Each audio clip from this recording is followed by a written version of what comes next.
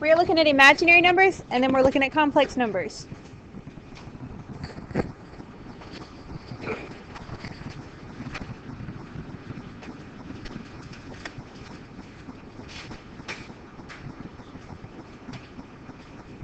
Square roots of negative numbers, they don't work.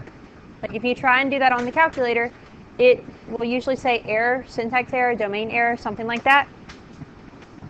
They're not on a number line. They are imaginary numbers.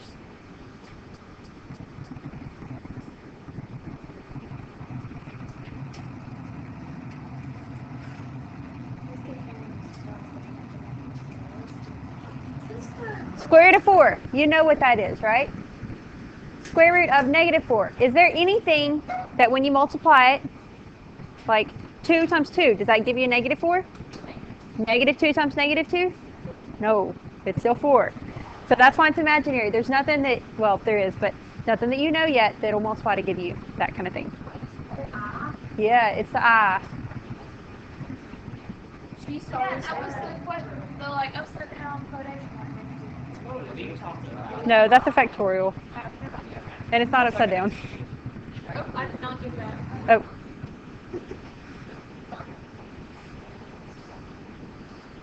So we're going to look at what we do for these.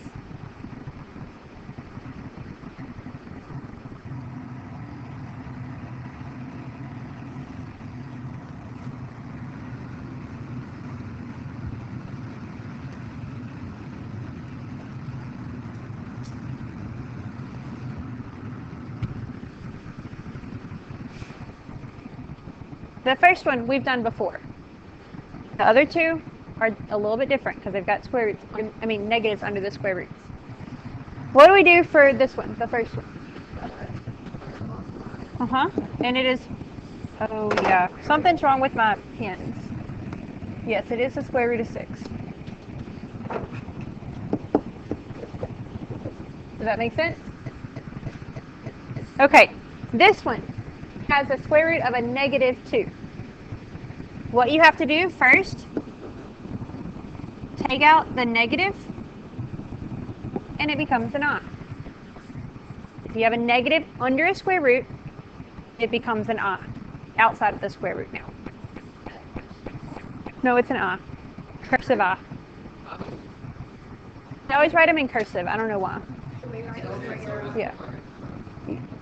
I don't know. They always just write them cursively. Okay? So, what is the square root of 2 times the square root of 2 times I? The square root of 6 with a little I out behind it. It's kind of like a variable. You can think of it kind of like a variable. It's different than a variable, but some of the properties are the same as a variable. Is that why they never define? Yeah. That's why. So what are we going to have to do this time?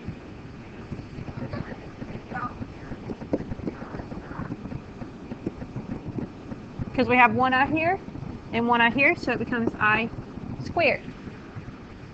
Does that make sense?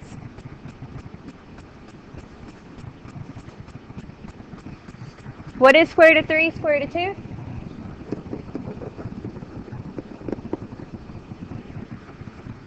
However, I squared equals negative 1. So instead of I squared, it is square root of 6 times negative 1, which is what? Negative square root of 6.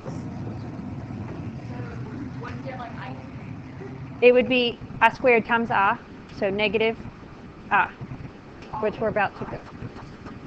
We're about to go. These are Euler's notation. The square root of negative 1 gives you an I. What is the square root of 1? 1. That's why the square root goes away. Does that make sense? Just like the square root of negative 2 is the square root of 2 with an I. The negative becomes the I. Okay? I squared is negative 1. You definitely want to learn those two.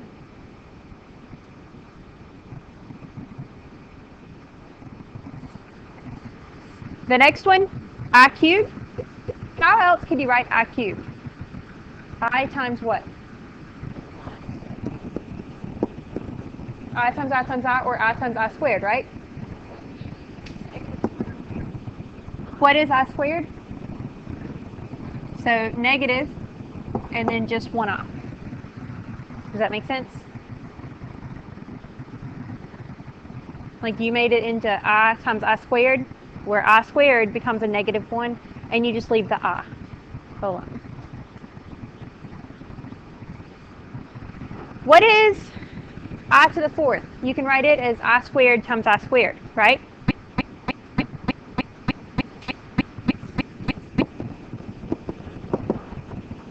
Not I.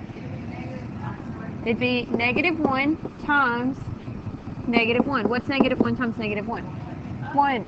So I to the 4th is 1. The first two, like you've got to learn those. I cubed I to the 4th. It's convenient to know them, but if you don't know them, it's not the end of the world because you can get to them by using the other two. Does that make sense? Any questions on how these work? Okay. So we're going to simplify each of these. See if you can simplify them yourself. It's basically what we just did. Let's see if you can do it by yourself.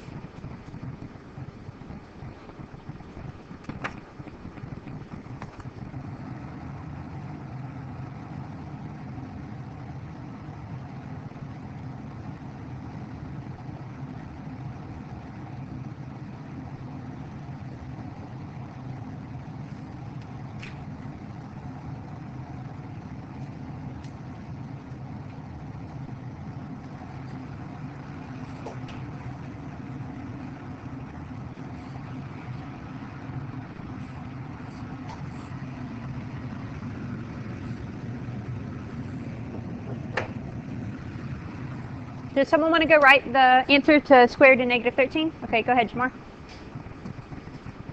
Who wants to do the second one? Okay, Destiny, you want to do the third one? Okay.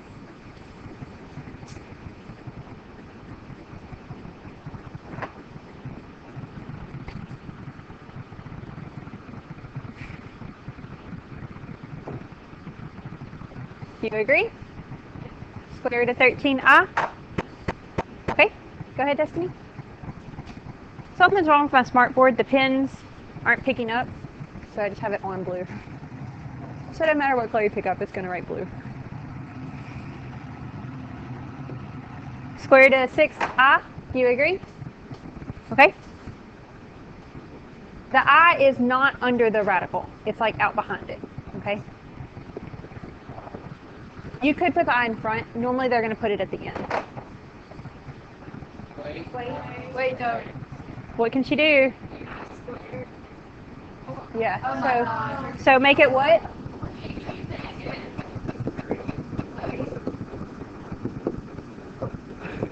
Does that make sense? So it actually ends up being negative square root of 15. Any questions on that?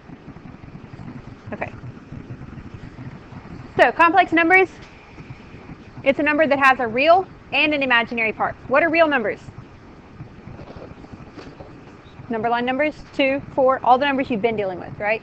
1/2, pi, no, not pi, 2/3, square root of 3. Imaginary, have eyes in them.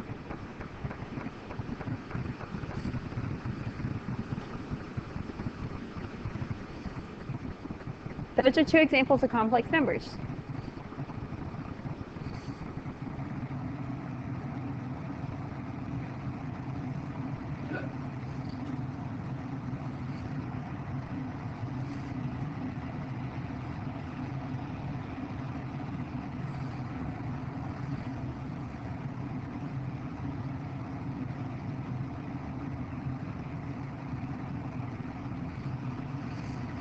If you look at this one, what is the real part? What's the imaginary part? What is the real part? Not -2. What's the imaginary part? Does that make sense? Okay. All right. Whenever you put the real part first and then the imaginary part, that's called standard form. Real and then the imaginary. That's how you're supposed to write your answers. Anytime you have real and imaginary, a complex number, real part comes first and then the imaginary part. It's not going to say write it in standard form usually. That's just how you're supposed to write it.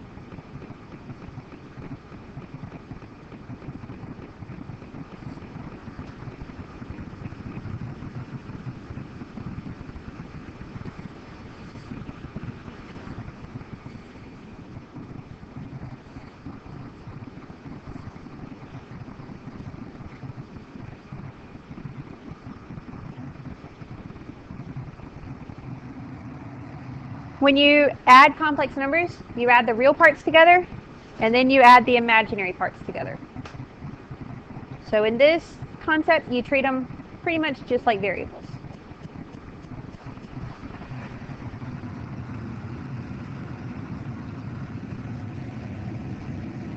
What part is real here? What part is real here? What is 4 plus negative 2? 2. Does that make sense? What is imaginary here?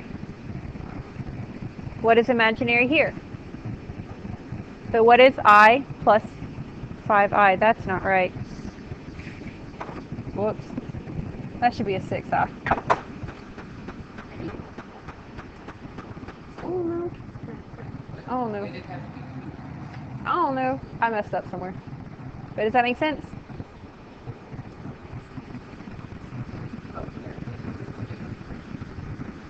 Yeah, 2 plus 6, not a 10. I don't know why I had 10 there. Does that make sense? You just add the real parts, the ones without the eyes, and the ones with the eyes. Yes, and you put the real part first. The eye goes at the end. Okay? See if you can do that one.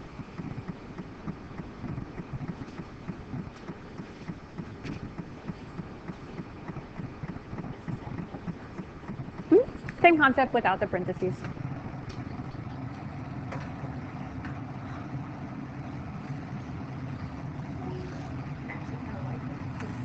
What would it be? Make sense? Okay. Try that one.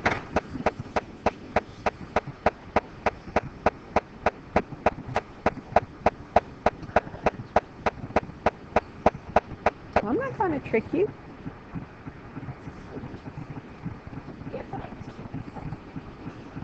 Yes, you do.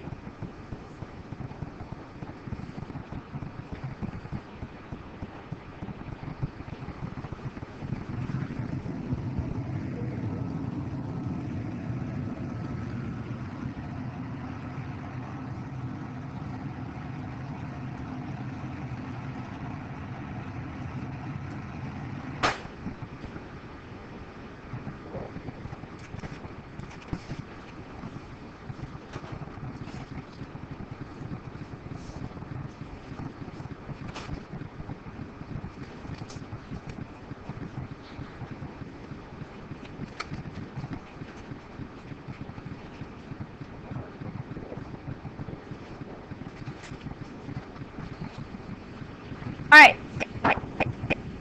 4, 6, and 2? Negative 2. So what does that give you? And then negative 3, negative 4, and positive 5 gives you... Does that make sense? Any questions on that? Okay, so that's one type. Another type is where you have to simplify the eyes before you can add them together. Just write it down first, and then I'll go over it.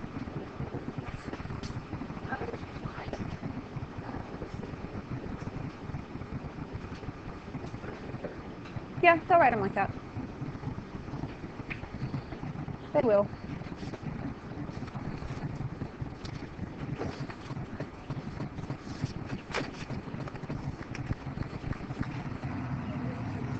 Okay. I, that's what? But what happens to I squared? So it becomes negative 2. What happens here to the IQ? Yeah. Negative I is I cubed. Does that make sense? Because 2 of the I squareds become a negative 1, and then 1 of the i's is left over. Negative 1 times negative 1 is a positive. Any questions there? Uh-huh. And then we have plus 2i minus 4 minus what? Yeah, square root of 4i, which is 2i. Yeah. Any questions on that part? Now is it just like the ones you just did? Yes. -2, -6 plus 3i. Any questions here?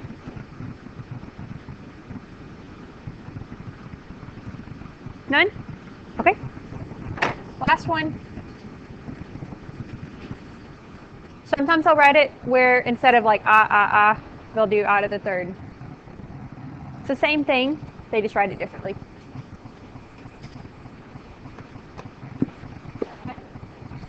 Yes, I to the third, I squared, I, 4, and then I to the fifth.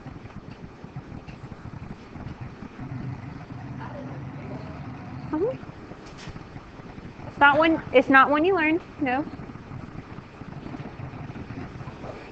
Yeah, listen to Molly, think about it.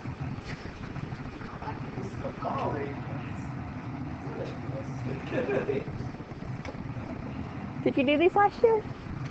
No?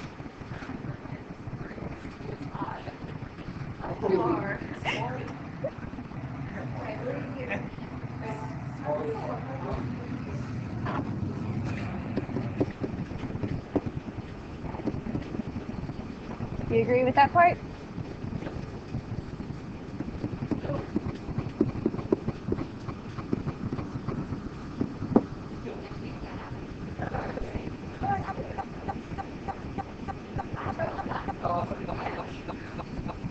Why 2i instead of 2i to the fifth?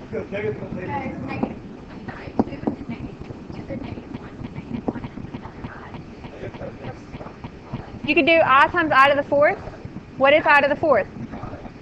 1. Yeah, so you just left with I. Or you can do I squared, I squared. Both of those are -1, so they cancel out. Does that make sense? Yeah, so it's just one I left over. So 2. Does that make sense?